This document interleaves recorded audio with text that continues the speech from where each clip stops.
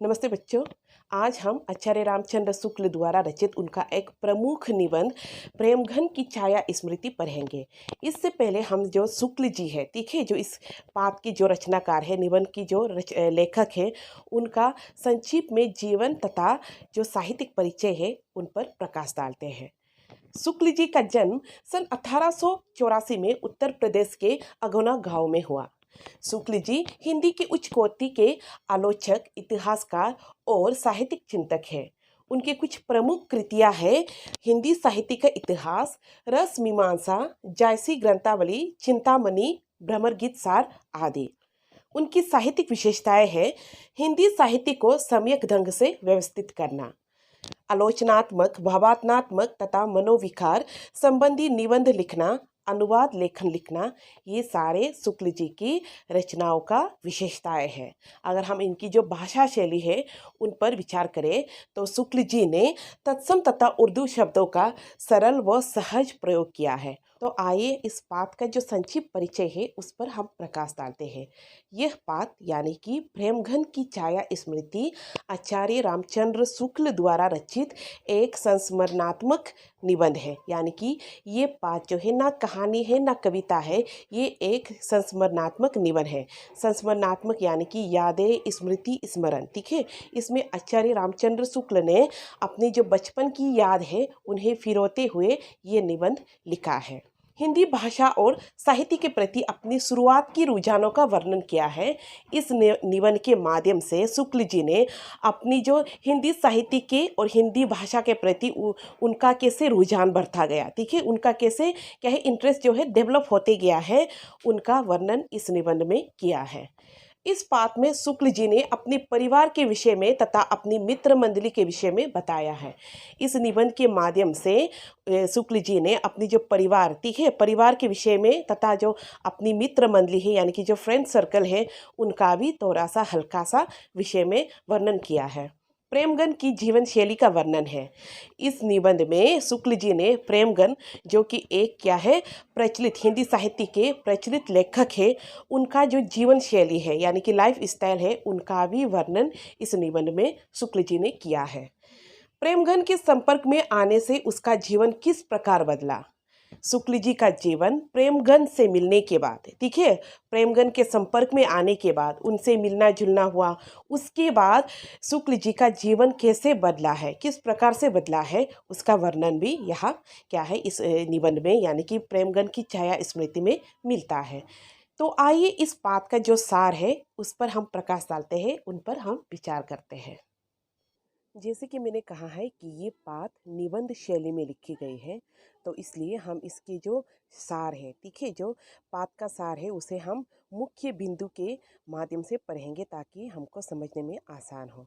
शुक्ल जी के साहित्यिक वातावरण। लेखक के पिता पारसी भाषा के अच्छे ज्ञाता थे। वो पुरानी हिंदी कविता के प्रेमी थे। पारसी कवियों की उक्तियों को हिंदी कवियों की उक्तियों के साथ मिलाने में उन्हें आनंद आता था। वे रात को घर के सब लोगों को इकट्ठा करके रामचरितमानस और रामचंद्रिका पढ़ाकर सुनाया करते थे। भारतेंदु जी के नाटक उन्हें बहुत अच्छे लगते थे, किंतु लेखक का बाल बुद्धि सत्य हरिश्चंद्र नाटक के नायक राजा हरिश्चंद्र तथा भारतेंदु हरिश्चंद्र को एक ही व्यक्ति समझता था। इसी कारण लेखक के मन में भारतेंदु जी के प्रति अपने मन में एक मधुर भावना जगी रहती थी। चौधरी प्रेमगन के प्रथम दर्शन। जब आचार्य रामचंद्र शुक्ल 8 वर्ष के थे तब उनके पिता का तबादला हमीरपुर से मिर्जापुर हो गया। तब उन्हें यह पता चला कि भारतेंदु मंडल के सुप्रसिद्ध कवि उपाध्याय बद्री नारायण चौधरी प्रेमगन भी वहीं पास में रहते हैं। तब शुक्ल जी के मन में प्रेमगन के दर्शन करने की इच्छा जागृत हुई।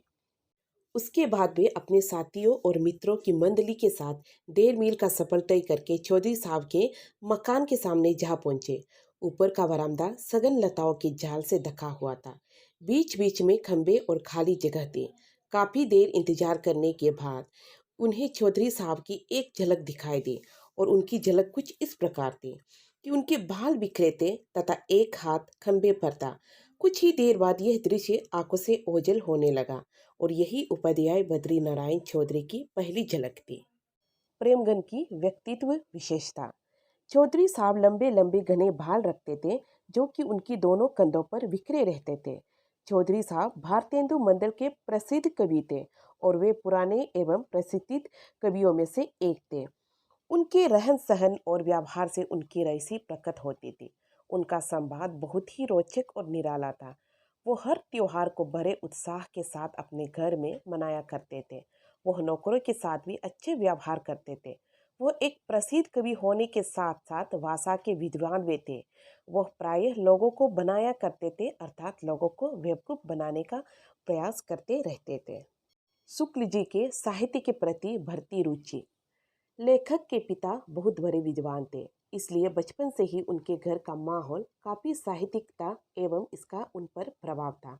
इसलिए लेखक की बचपन से ही साहित्य में रुचि बढ़ती चली गई। बचपन से ही लेखक ने अपने पिता से रामचरितमानस और रामचंद्रिका को ध्यानपूर्वक सुना था। उनके पिता उन्हें भारतेंदु हरिश्चंद्र के नाटक भी पढ़कर सुनाया करते थे, जिससे लेखक के मन में उनके लिए अपूर्व भावनाएं पैदा हो गई। लेखक की साहित्यकारों के प्रति अटूट श्रद्धा थी। वह पंडित केदारनाथ जी पाठक के पुस्तकालय से पुस्तक लाकर पढ़ा करते थे। लेखक ने 16 वर्ष की आयु में हिंदी प्रेमियों की एक मंडली बनाई, जिसमें श्रीराम काशी प्रसाद जी जायसवाल, भाव भगवान दास जी, पंडित बद्री नारायण गौर और उमाशंकर द्विवेदी जी शामिल थे। लेखक जिस स्थान पर रहता था वहाँ अधिकतर वकील, मुख्तार और कचहरी के अफसरों की बस्ती थी। लेखक की मंडली में बातचीत हिंदी में हुआ करती थी, लेकिन बस्ती के लोग उर्दू बोला करते थे। लेखक का मंडली जब भी आपस में बात करते थे तो वो निसंदेह शब्द का अधिक प्रयोग करते थे, इसलिए बस्ती वालों ने उनका मंडली का नाम ही निसंदेह रख दिया।